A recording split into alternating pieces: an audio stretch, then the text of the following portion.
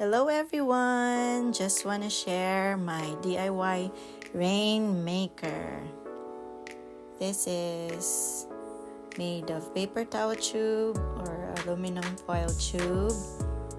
And we have scissors and toothpicks. Instead of nails, I use toothpicks.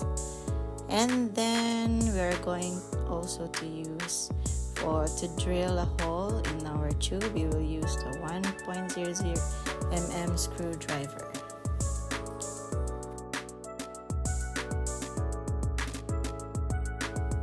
Here is the process to make the Rainmaker.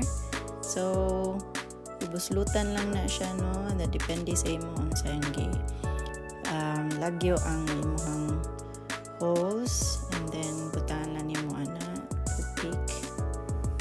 So i-trim lang na nimo ang toothpick, and then muna na siya ang sulod sa paper towel tube kung gigamit. So it will look like that from the inside.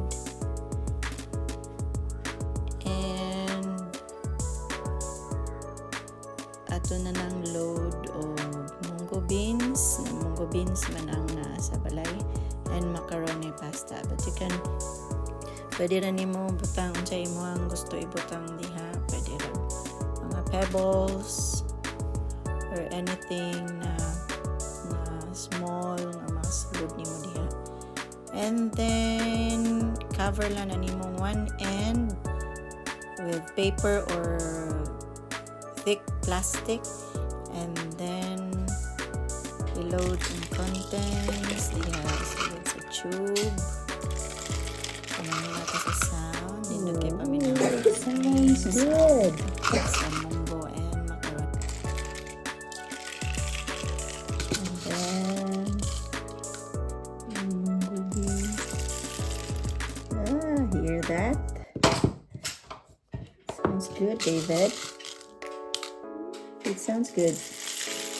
Whoa. To the Rainmaker.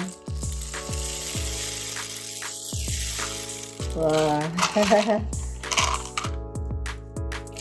To the pasta. Oh. Okay.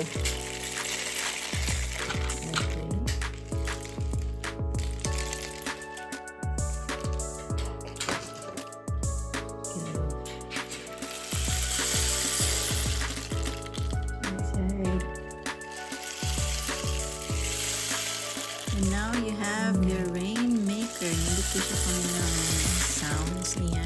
So relaxing. This is also good for calming for the kids. For your calming kit. Nice. Ibigay na siya sa kanila. So enjoy your Rainmaker. Make your own your do-it-yourself Rainmaker. So this is the final Rainmaker with color